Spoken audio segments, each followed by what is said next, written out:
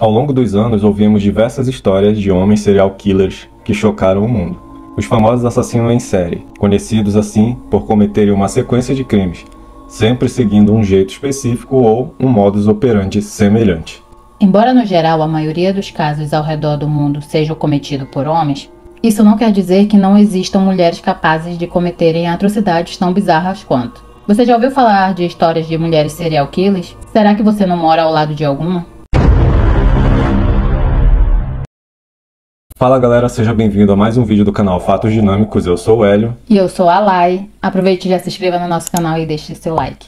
Eternizando seus nomes como algumas das piores serial killers de todos os tempos, essas criminosas surpreendem pela frieza e crueldade contra suas vítimas.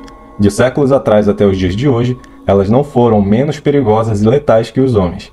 Fica ligado a seguir, que vem aí uma lista para você conhecer melhor as 5 maiores mulheres serial killers da história. Elizabeth Bathory. A saga de Elizabeth Bathory é uma das mais brutais já relatadas ao longo da história. Vivendo durante os séculos 16 e 17, a mulher apelidada de Condessa Sangrenta era de uma família nobre da Hungria. Exercia forte influência durante a época que estava viva, mas seu nome ficou marcado mesmo com os crimes de torturas e assassinato que ela passou a cometer após a morte do marido. Quando tinha por volta de 40 anos, Bathory começou uma prática macabra, na qual atraía jovens de 10 e 14 anos, virgens, para sua extensa propriedade. Então as torturava e matava, com o intuito de se banhar no sangue das vítimas, acreditando que isso atrasaria o processo de envelhecimento. Acredita-se que ao todo foram 650 meninas mortas pela psicopata, o maior número atribuído a uma serial killer já registrado. Depois de anos de queixas contra seus atos, as autoridades iniciaram uma investigação em meados de 1610. Devido à sua linhagem rica, mesmo as provas encontradas em seu castelo não foram suficientes para a condenação de morte. Ao invés disso, ela foi sentenciada à prisão perpétua, que consistia em ficar imóvel dentro de um buraco na parede, e assim ela ficou por 4 anos, até que foi encontrada morta.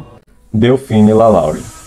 Delphine LaLaurie, nascida em Nova Orleans, nos Estados Unidos, fazia parte da alta sociedade por pertencer a uma família de políticos prestigiados da região. Viúva de 2 casamentos, a socialite casou-se pela 3ª vez e mudou-se com seu marido, o médico Leonard Lewis Nicholas LaLaurie, para uma mansão que seria o cenário de toda a crueldade que cometeu durante a vida. Delphine era conhecida por promover diversas festas para a alta sociedade em sua casa, mas elas apenas mascaravam a verdadeira personalidade assassina da mulher. Histórias sobre Delphine torturar e matar escravo passaram a circular pela cidade, até que, em 1834, sua mansão foi incendiada e saqueada por uma multidão. No local foram encontrados diversos corpos de escravos presos no sótão, apresentando sinais de tortura e abuso. Estima-se que Delphine tenha torturado e matado cerca de 100 escravos no porão de sua casa. Entretanto, devido à grande influência de seus parentes, a mulher nunca sofreu grandes consequências e fugiu para a França com sua família. Lizzie Halliday. Considerada a pior mulher da história, Eliza Margaret McNally chocou o mundo no século XIX ao se tornar a primeira mulher a ser condenada à morte na cadeira elétrica nos Estados Unidos. A serial killer era de origem irlandesa, mas mudou-se ainda jovem com a família para os Estados Unidos. A mulher matou seus 2 primeiros maridos, sendo que foi abandonada pelo terceiro. E o quarto, a tentativa de morte foi mal sucedida.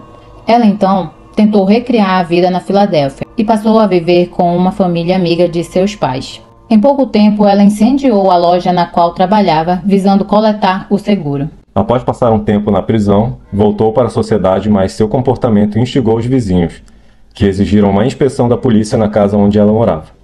Chegando lá, se depararam com 2 mulheres mortas no celeiro e o amante sob as tábuas do chão. Levada sob custódia, foi condenada à cadeira elétrica, mas, depois sua sentença mudou para prisão perpétua.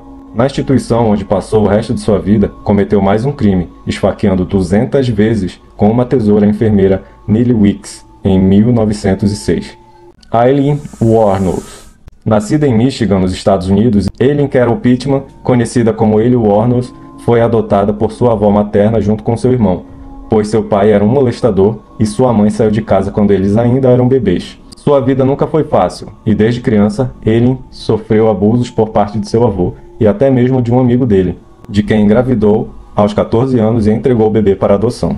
Depois disso, Lee, como era conhecida, foi expulsa de casa e vivia nas ruas se prostituindo. Viveu alguns relacionamentos que não deram certo, sempre utilizando nomes falsos. Nessa época, também realizava roubos, assalto à mão armada e dirigia embriagada, o que trouxe alguns problemas com a polícia. Mais tarde conheceu Tyria Moore, com quem passou a ter um relacionamento e viver junto. Entretanto, seguia se prostituindo em bares. Em 1989, ele assassinou um de seus clientes, Richard Mallory, e seu corpo foi encontrado apenas 12 dias depois.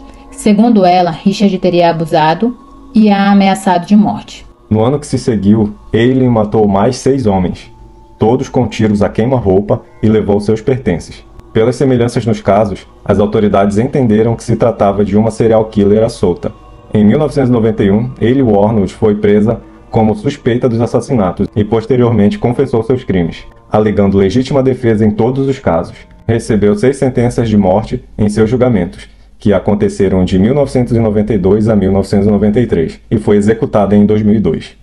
Nanny Doss. A senhora de aparência gentil escondia uma face sombria. Nancy Hazel, como foi batizada, cometeu seu primeiro crime ainda quando tinha 20 e poucos anos. Assassinou 2 filhas de intoxicação alimentar, mas isso era só o começo de uma trajetória marcada por ganância e frieza. 2 anos depois, na Flórida, Nancy casou-se com Robert Harrison e reencontrou sua filha Melvina, que já tinha um filho e estava grávida de outro.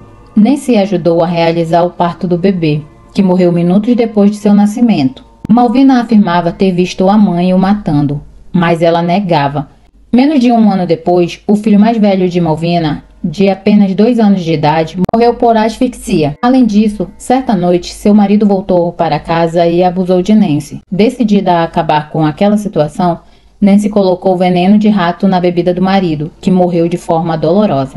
Ao todo, ela matou 2 netos, frutos de sua filha Malvina, 5 maridos, 2 sogras, uma irmã e ainda, segundo a sua confissão, a própria mãe.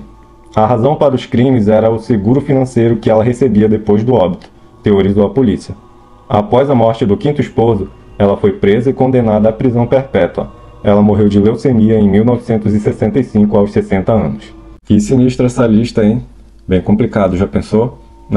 Esse último caso aqui da Nanny Doss, matou netos, até mesmo durante o nascimento. Coisa estranha, hein? Bem bizarro, né? Foi uma lista assim, a gente já viu alguns casos, né, de serial killer, tanto homem quanto algumas outras histórias de outras mulheres também, que também não deixam de ser bizarras, porém tem uma que é bem pior do que a outra, né, conforme a gente vai vendo. No caso dela ainda, apesar de todos serem ruins, né, serem bem ruins, matou a própria família, então se torna bem bizarro, o marido, filhos. Imagina, se ela não tem consideração pela própria família, vai ter por outra pessoa? Verdade. O caso da Elizabeth também, né, chamado de Condessa Sangrenta, que matou mais de 600 jovens, né, e no caso dela tinha que ser jovens virgens, né, para manter a juventude. É algo bem específico, ter que matar especialmente assim meninas de entre 14 e 16 anos, que é na flor da idade, né, como se diz. Em relação a esses casos, o que pode ser observado, existe a predisposição à psicopatia. O que eu observei que foi no caso da Nanny, foi a única que não foi citado que ela teve algum trauma, mas em relação às outras, todas elas tiveram algum tipo de trauma, abuso. Algum abuso, né, principalmente por parte do pai ou marido. O amigo do avô, como foi no caso da Eileen Wuornos, né, que ela foi abusada pelo avô, tipo, escapou do pai, que era um abusador, mas aí teve o avô e um amigo do avô ainda.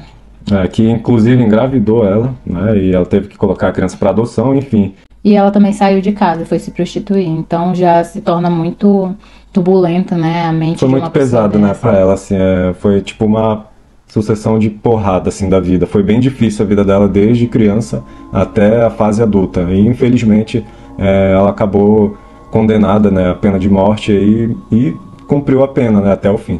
O da Delphine Lauren, ela já veio desencadear isso após a morte do marido. E veio fazer essas torturas, que, como eu disse, né, em relação a traumas. Como tem a pessoa que tem a depressão e um gatilho ali ativa, né, fazendo com que pessoas se suicidem, enfim, tem também pro lado da psicopatia, né. A pessoa tem alguma atitude aí pro lado negativo, né, do ser humano. No caso delas, ainda foi algo que foi desencadeado quando elas tinham mais idade, né? Mas isso é visto também em crianças. Em crianças é observado. Temos vários casos de crianças que são serial killers e algumas delas ainda seguem a vida após cumprir sua pena. E é isso, galera. Esse foi mais um vídeo do canal. Se você chegou até aqui, não deixe de deixar seu like, se inscrever aqui no canal. E isso vai ajudar bastante a gente, tanto a crescer quanto a mostrar para o YouTube que o nosso conteúdo é relevante. Aproveite e ative as notificações para você receber nossos conteúdos. E nos sigam nas nossas redes sociais. Vamos deixar o link aqui abaixo. E é isso, galera. Até o próximo vídeo. Valeu!